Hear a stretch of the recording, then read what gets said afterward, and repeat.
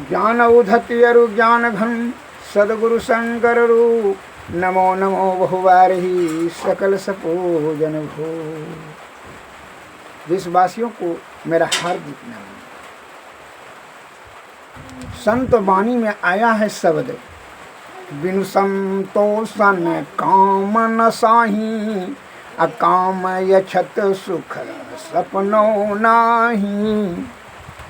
अर्थात जब तक कि संतोष नहीं आ जाए तब तक कामना का नाश नहीं होगा, और जब तक कामना का नाश नहीं होगा तो सुखी आप नहीं रहेंगे। अर्थात तो सुखी रहने के लिए संतोष अर्थात त्याग का शक्ति और संतोष का आ जाना अति अनिवार्य है, तभी कामना का नाश होगा। और जब तक कामना रहेगा, चाहत रहेगी, तृष्णा रहेगा, तब तक आप सुखी नहीं रहेंगे। ये बात को सदैव दिमाग में अस्थिर रखें, समझें। इसलिए संतोषम परम सुखम, संतोष से ही परम सुख की प्राप्ति होती है।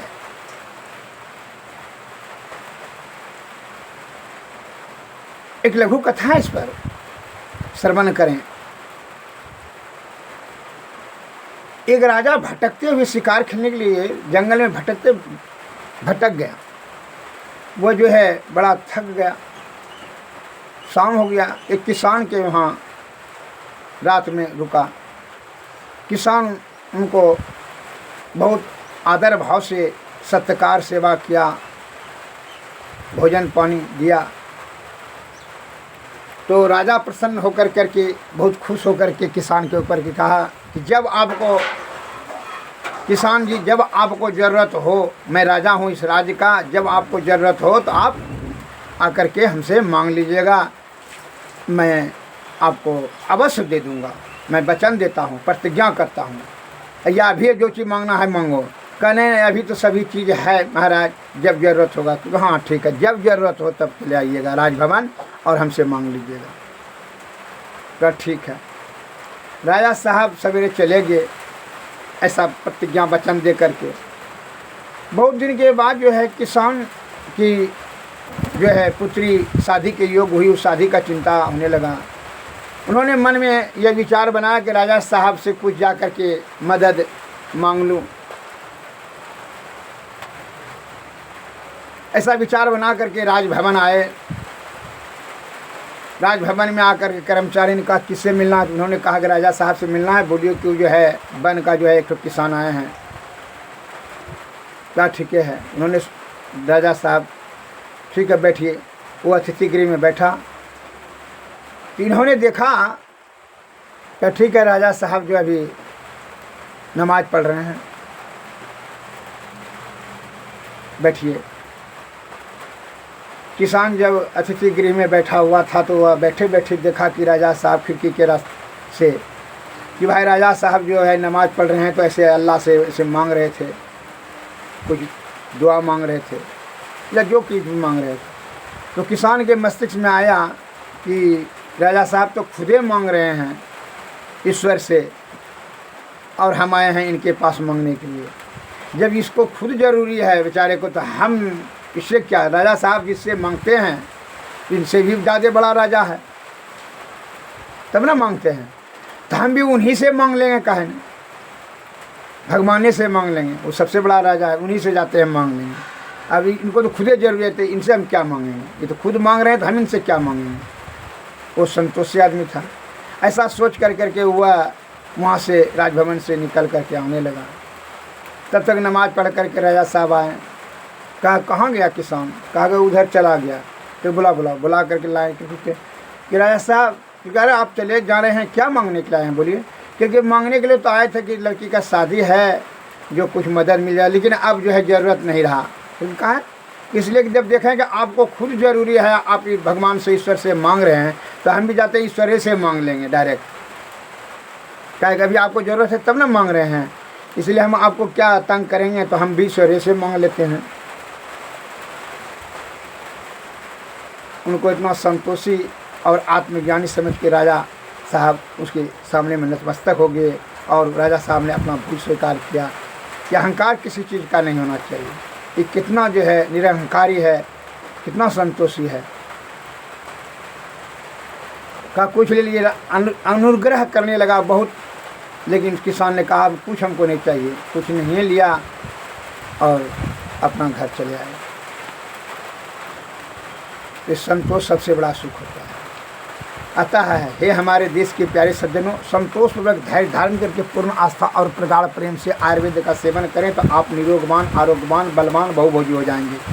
और असंतोष जो घेर लेता है विदेशी दवाई औषधि इधर उधर का खा करके बड़े बड़े डॉक्टरों से जो है औषधि लेकर के निरोग हो जाएंगे, यह असंतोष का ही आपका लक्षण। उसी के कारण से आपका जो है नाना प्रकार का साइड इफेक्ट होता है, अनेक प्रकार के जो है रोगों से ग्रसित हो जाते हैं। Corona, cancer, sugar, BP, immunity power कम, नेत्र का पावर कम, अर्थात आयु कम, सब जो है आप लॉस कर देते हैं। यह लालची की तरह जो है आप बड़े बड़े डॉक्टरों से जो है निरोग आरोग्य होने की जो कामना करते हैं, उनके गुण ज्ञान से निरोग हो जाएंगे। अरे जो परमपिता परमेश्वर है, उन्हीं को द्वारा जो बनाई गई औषधि है, उन्हीं का सेवन कीजिए, जो कि आपके आदि प्राचीन बुद्धिजीवी वैद्यों ने आपको मार्गदर्शन कर दिए हैं शास्त्र के माध्यम से। तो ईश्वर के द्वारा बनाई गई औषधि को त्याग कर करके आप जो है बड़े बड़े अमेरिका और अफ्रीका जो पूंजीपति जो है डॉक्टर है, कंपाउंडर है, कंपनी है, उससे आप निरोग होने की जो है उसकी औषधि खा करके उसके ज्ञान से आप निरोग होने की कामना करते हैं। ये तो आपका झूठी कामना है। असंतोष, आलस और लालची की भांति आपका सूझबूझ है।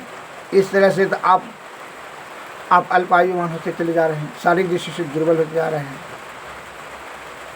इस सब का परित्याग कीजिए, सतोगुण में सदाचार का पालन करें और आयुर्वेद का सेवन करें। मैं आप लोगों को श्री राम बाण रस सुन लीजिए, इसका क्या कार्य है, इसका कंबाइनेशन भी बता देता हूँ। भैंसा जतनावली के मतानुसार शुद्ध पारा, शुद्ध मीठा तेलिया, लौंग और शुद्ध गंधक प्रत्येक 1-1 तोला, मरीच 2 तोले एवं जायफल 6 मासे, इन सब को एकत्र पीसकर कच्ची इमली के रस में खरल करके उर्द की बराबर, माने लहार के बराबर, चना के बराबर गोलियां बना लेवें तो यह रामबाण रस सिद्ध होता है, रामबाण भस्म सिद्ध हो जाएगा। यह रस के सेवन करने से जठराग्नि शीघ्र ही अत्यंत दीपन हो जाता है, भूख खूब तीव्र हो जाएगा, बढ़ जाएगा, जठराग्नि प्रबल हो जाएगा, अग्नि मंद हो जाता है, तब भूख बढ़ जाता है। एवं प्रबल संग्रहणी रूपी कुंभकर्ण जो बहुत ज़्यादा कौव पेचिस लेता है, खुटी खुटी पखना संघरनी, बहुत पुराना संघरनी, उनमें राम आम बात, जो आम बात इधर दर्द उधर दर्द, कोई भी दर्द, अकारण दर्द, और यह मंदाग्नि जो है रावण को रामबाण की समान नष्ट कर देता है, ऐसा सुना गया है। इसलिए इस औषधि का नाम श्री रामबाण रस है। भैंसा जतनावली के मतानुसार इस औषधि को ला करके बना करके सेवन करें, अत्यंत संघरनी में और जठराग्नि को प्रबल करने में, मंदाग्नि को नष्ट करने में यह अत्यंत प्रभावशाली महाऔषध है।